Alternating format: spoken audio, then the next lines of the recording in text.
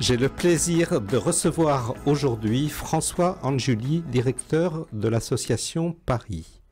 Fondée en 1981, Paris est une des plus anciennes associations byzantines pour un accompagnement à la réussite par l'insertion.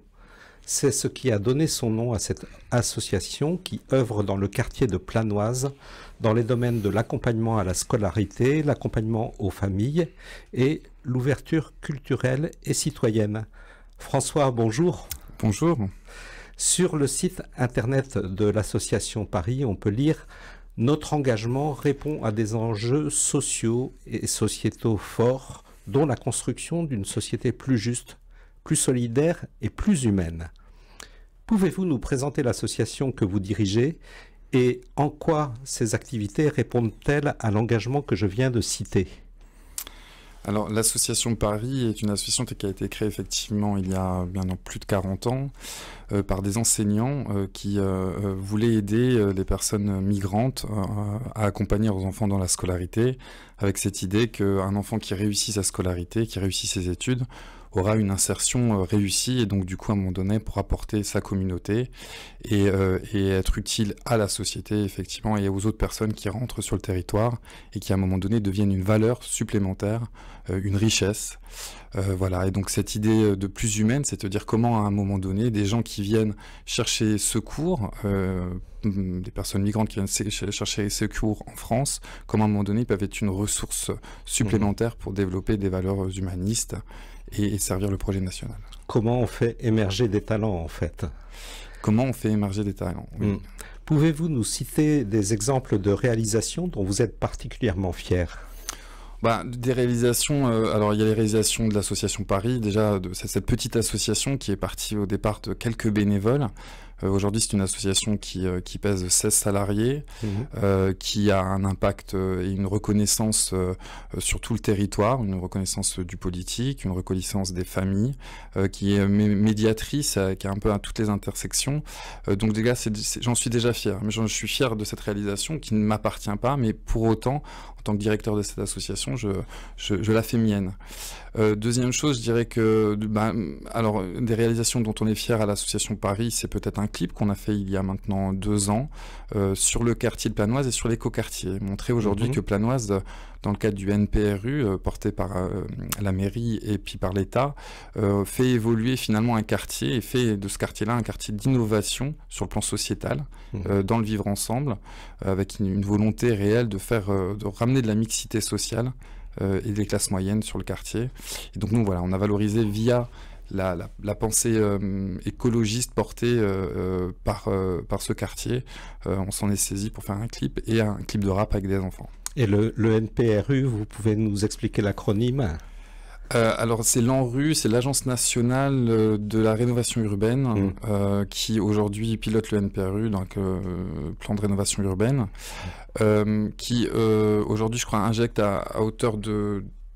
Alors, il y a des grands spécialistes que moi, mais je crois qu'on est autour de 250 millions d'euros qui sont investis sur le quartier. Pour changer finalement l'atmosphère du quartier, le rendre plus vivable aussi, c'est-à-dire qu'il y a des tours, là si vous allez sur Planoise, vous verrez qu'il y a des tours qui sont tombées, des bars qui vont tomber, des places qui sont en train de se construire, un gymnase, voilà, des pistes cyclables, des nouveaux parcs de jeux, donc, et puis en plus une vraie logique aussi d'écoquartier avec du recyclage, des bornes pour les voitures électriques. Voilà, tout le quartier est emmené aujourd'hui à se refonder, se repenser pour être un lieu de vie agréable, voilà, propice à la maturité et à la maturation de chaque identité. Alors ça résonne complètement avec ce que vous êtes en train de développer, puisque en plus des activités que nous avons citées, vous voulez aujourd'hui innover pour développer des compétences qui vont être recherchées sur notre territoire, notamment dans le domaine de la responsabilité sociétale des entreprises, la RSE, et de l'écologie intégrale. Vous pouvez nous dire un petit mot sur cette belle intuition ? Alors oui, alors l'écologie intégrale, c'est du coup une intuition qui est venue de l'encyclique Laudato Si, du pape François. Moi-même, membre des entrepreneurs et dirigeants chrétiens, j'ai été assez sensibilisé à cette pensée-là. Et cette pensée-là, elle utilise la législation autour de la responsabilité sociétale des entreprises pour ramener un petit peu l'homme dans sa responsabilité de construire un monde durable et donc de respecter et la nature et l'humain et la dignité humaine. Donc elle vient à un moment donné porter un regard plus éthique sur nos sociétés et notamment sur nos entreprises et la manière dont elles produisent de la richesse.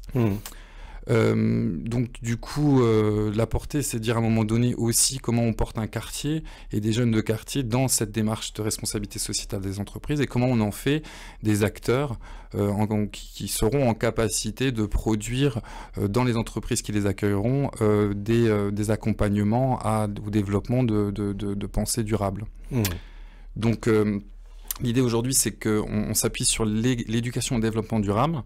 L'éducation au développement durable, vient des ODD, de l'agenda 21 à la base, de la COP 21 de Paris.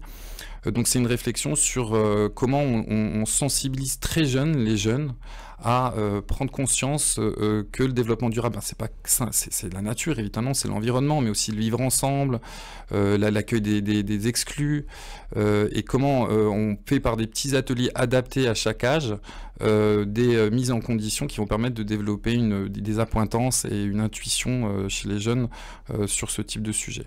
Donc l'idée, c'est on propose des programmes primaires, collège et lycée. Lycée, donc ça va être la forme RSE. Là, on vient professionnaliser ces compétences qu'on a développées au primaire et au collège. Et donc là encore, votre ambition, c'est de faire émerger des talents. Et là, évidemment, notre vision, c'est de faire de la maïeutique, dans le sens de faire émerger des talents, parce que des talents dans les quartiers, croyez-moi, il y en a beaucoup. Merci François Angiuli. Avant de parler de vos engagements personnels, je vous propose une petite virgule musicale.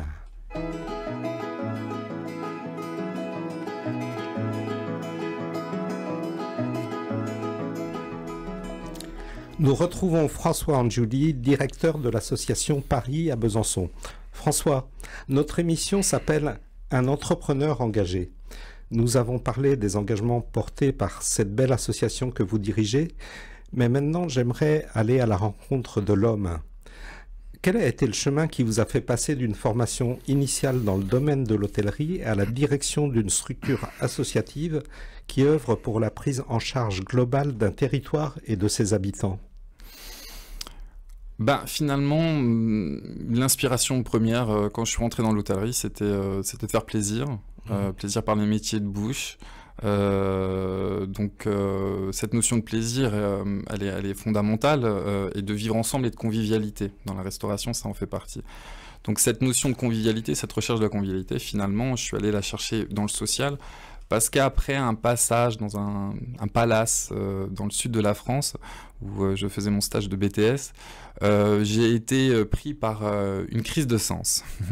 Et cette crise de sens m'a fait dire, mais est-ce que finalement, c'est là que tu vas créer la plus belle des convivialités ?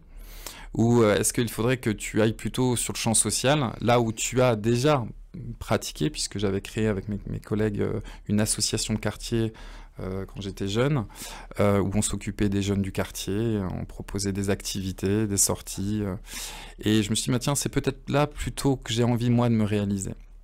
Et donc je suis revenu chez moi, j'ai dit à tout le monde, écoutez, j'arrête le lycée hôtelier, catastrophe familiale, évidemment, et puis très rapidement, mon parrain, qui était lecteur de La Croix, m'a dit, mais tu sais, François, il y a une formation aux entrepreneurs, aux orphelins apprentis d'Auteuil, une formation d'éducateurs chrétiens. Et je dis, waouh, mais super, puisque moi, évidemment, je suis de culture chrétienne, mais je suis alsacien et italien, alors vous imaginez, la religion est importante. Donc du coup, j'ai dit, oui, on y va. Et je suis parti, et j'ai été pris. Et j'ai fait cette formation d'entrepreneur d'entrepreneur, j'insiste, excusez-moi, aux orphelins apprentis d'Auteuil, d'éducateurs chrétiens. Et puis, alors là, ça a été pour moi une révélation, parce que j'ai rencontré des gens très investis et qui avaient réussi à croiser sciences humaines et pensée chrétienne. Et là, je me suis dit, mais non, mais en fait, le christianisme, c'est pas simplement une espèce de mythe comme ça, archaïque, mais en fait, ça vient répondre à des aspirations humaines profondes, et c'est tout à fait compatible avec de la science. Mmh. Et là, donc voilà, la science, on avait aussi une formation en philosophie, on avait des professeurs qui venaient de la Cato à Paris. Et voilà. Et donc c'est un parcours qui a répondu à votre recherche de sens. Et donc forcément, du coup, c'est croisé et la recherche de sens et les compétences. C'est-à-dire, je me suis rendu compte très rapidement que j'avais un relationnel qui était plutôt bon avec ces jeunes qui étaient issus des quartiers nord de Paris, et que j'avais un discours qui était un discours apaisant et constructif, et voilà, je voyais bien que les jeunes, ils avaient plaisir à être avec moi. Et donc du coup... Alors il y a comme un fil rouge dans votre parcours, les apprentis d'Auteuil, des populations malnutries à Djibouti aussi, vous m'en avez parlé en préparant l'émission, centre éducatif fermé, direction d'IME, de l'association Paris. On retrouve toujours là-dedans un engagement auprès des plus fragiles. Qu'est-ce qui vous anime profondément? Alors, c'est lors d'un voyage initiatique avec mon père dans le sud de l'Italie, quand on y a été, il m'avait jamais parlé du parcours migratoire de la famille. C'était quelque chose de caché. Donc lui, il est arrivé en France, il était enfant, et ils ont vécu dans des endroits, il n'y avait pas encore d'immeubles, etc. Et donc ils étaient plutôt dans des formes de bidonvilles. Et ils portent quand même les stigmates de la migration et du coup de la vulnérabilité. Mais ils portent aussi les stigmates. Mon père, il a fini ingénieur dans une grosse entreprise française. Et il porte aussi la réussite. C'est-à-dire, voilà, en France, tu peux venir d'en bas. Si tu as envie, le système te permettra d'accéder à des postes à responsabilité et de réussir ta vie. Et ce parcours-là, finalement, il est ancré en moi. Et je me suis rendu compte que j'en étais dépositaire et qu'il fallait qu'à un moment donné, dans ma vie professionnelle, je sois aussi en capacité de pouvoir produire la même chose. C'est-à-dire aller chercher les gens dans leur vulnérabilité et leur dire, mais tu sais, c'est pas parce que tu es vulnérable que ta vie est foutue, en fait. Et tu peux réussir. Mais toutes les vulnérabilités. C'est-à-dire que ma pensée chrétienne fondamentale, elle est antidéterministe. Et donc on retrouve dans ce que vous venez d'exprimer à la fois la convivialité dont vous nous avez parlé au début, la convivialité qui vous amène dans la rencontre de l'autre. Et dans cette rencontre, en fait, vous cherchez à faire émerger des talents, et y compris dans les milieux où les personnes sont en situation de vulnérabilité, de fragilité. Les talents existent, vous nous l'avez dit, et c'est à ça qu'œuvre l'association Paris. Merci, merci. Dans Un entrepreneur engagé, nous recevions aujourd'hui François Angiuli, directeur de l'association Paris à Besançon. Merci François pour ce témoignage et ces nombreux engagements inspirants. Merci à vous.